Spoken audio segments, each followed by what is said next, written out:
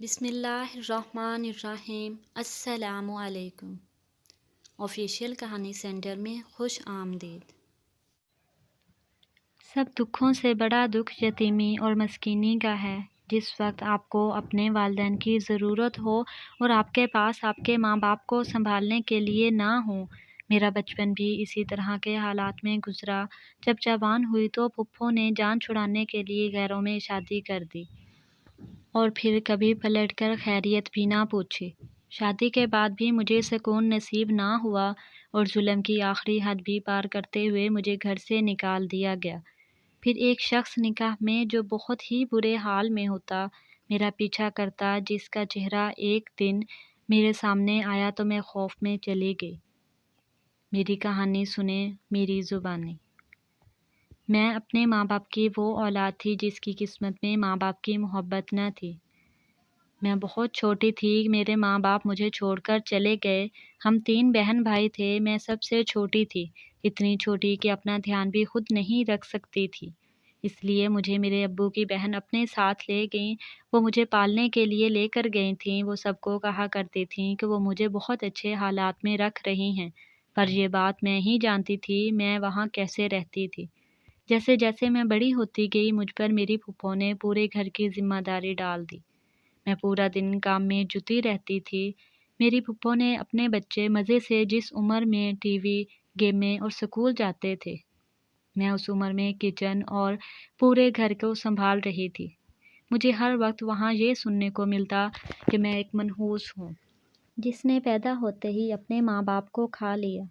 میں اس بات سے بہت دکھی ہو جایا کرتی تھی۔ میں وہاں سے بھاگ جانا چاہتی تھی، پر میں جب بھی بھاگنے کا سوچتی تو ڈر جاتی تھی۔ میرے دوسرے بہن بھائی مجھ سے بے شک بڑے تھے، پر وہ دونوں بھی تایا کے رحم و کرم پر پل رہے تھے۔ ان کے حالات بھی تقریباً مجھ جیسے ہی تھے۔ ہمارا پھپھو اور تایا ابو کے علاوہ کوئی اور رشتہ دار نہیں تھا، جو تھے وہ ہماری طرف سے اپنی آنکھیں بند کیے رکھتے تھے۔ اس لیے ہمارا اپنی زندگیوں سے سمجھوتا کرنا ہی بہتر تھا۔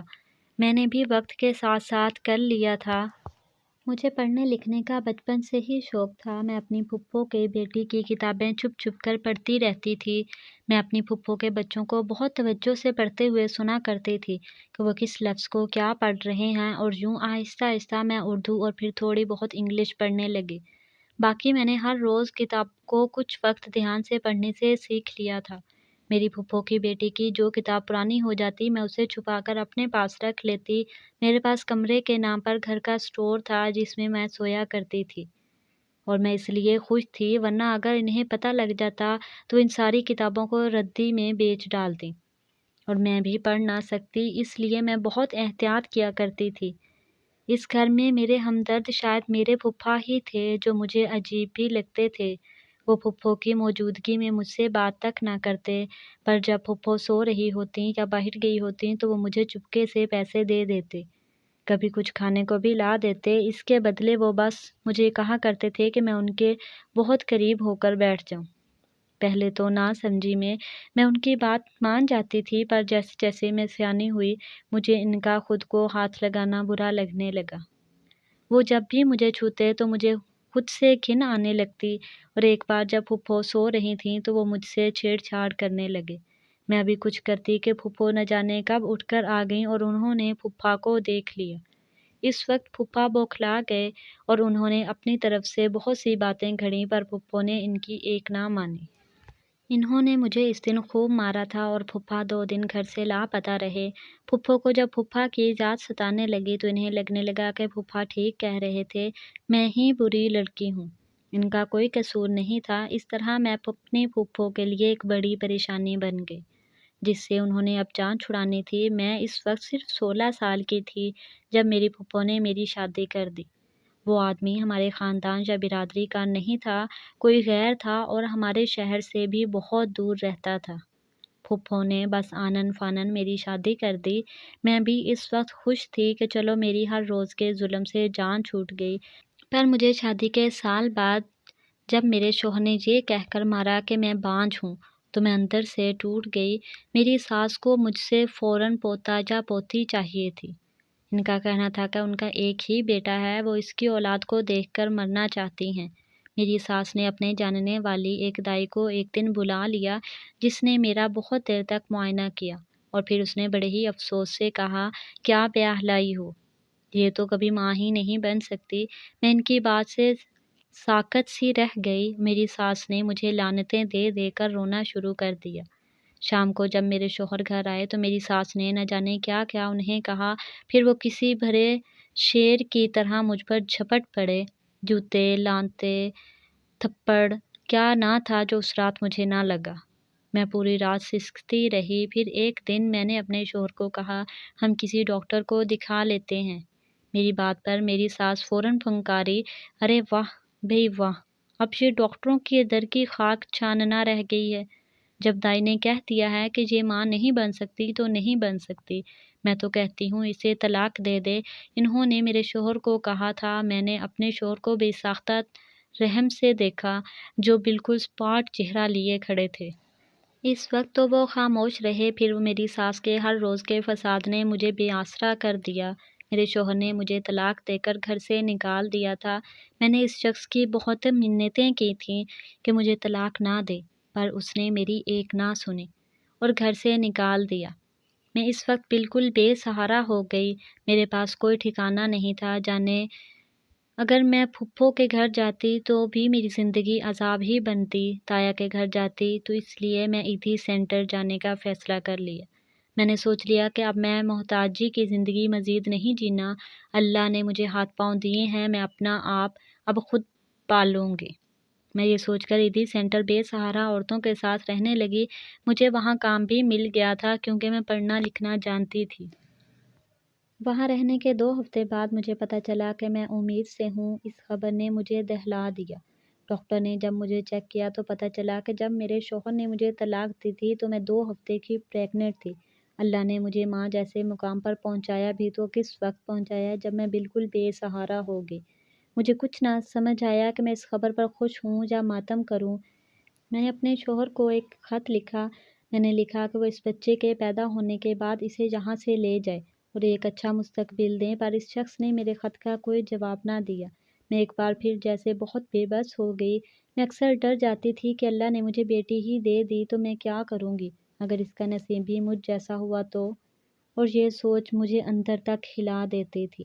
پر یہ سب بھی کچھ دن ہی رہا۔ میں نے سوچ لیا کہ بیٹا ہو یا بیٹی، میں اسے خود اچھا مستقبل دوں گی۔ میں نے دن رات محنت کرنا شروع کر دی۔ میں نے ایک کپڑے کی فیکٹری میں بھی جانا شروع کر دیا۔ میں تب تک ایدھی سینٹر رہی جب تک میں نے اپنے بچے کو جنم نہ دیا۔ مجھے جب نرس نے بتایا کہ میرے ہاں بیٹا ہوا ہے تو میری روح کو کچھ راحت سی ہوئی۔ میں جیسے ہی ٹھیک ہوئی تو میں اسے وہاں سے لے کر چلی گئی، کیونکہ میں نہیں چاہتی تھی کہ میرا بچہ کسی خیراتی ادارے میں ہوش سنبھالے، اور اس لیے میں نے وہاں سے کچھ دور ایک کمرے کا مکان کرائے پر لے لیا۔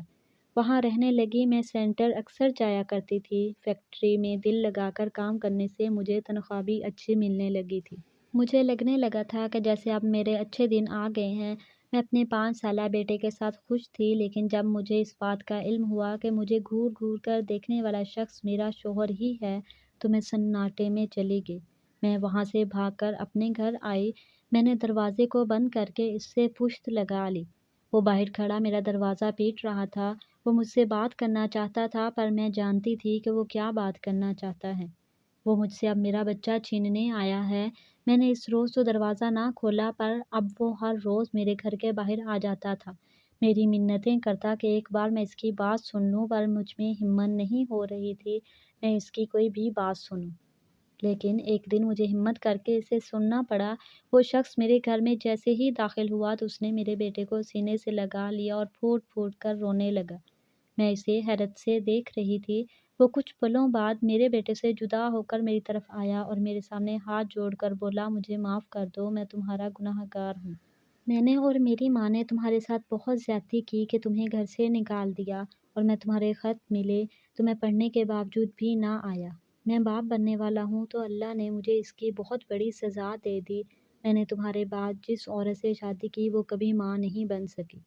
میں اسے شادی کر کے ہر ڈاکٹر اور حکیم کو دکھا چکا ہوں، پر کسی کو کچھ سمجھ نہیں آ رہا۔ بس یہی کہتے ہیں کہ اللہ کی طرف سے ہے۔ جو میری اولاد نہیں ہو رہی، ورنہ میری بیوی بالکل ٹھیک ہے۔ میں اس دن ہی سمجھ گیا تھا کہ اللہ مجھے میرے کیے کی سزا دے رہے ہیں۔ میں اب تم سے معافی مانگنا چاہتا ہوں اور تمہارے ساتھ حلالہ کرنا چاہتا ہوں۔ مجھے میری اولاد واپس دے دو، میں اپنی بیوی کو بھی چھوڑ دوں گا۔ بس تم مجھے معاف کر کے اپنا لو۔ وہ میرے سامنے رو رو کر معافی مانگنے لگا، پر مجھ پر ایک بات کا بھی اثر نہیں ہو رہا تھا۔ میں نے اسے صاف کہہ دیا کہ اب مجھے اور میرے بیٹے کو اس کی کوئی ضرورت نہیں ہے۔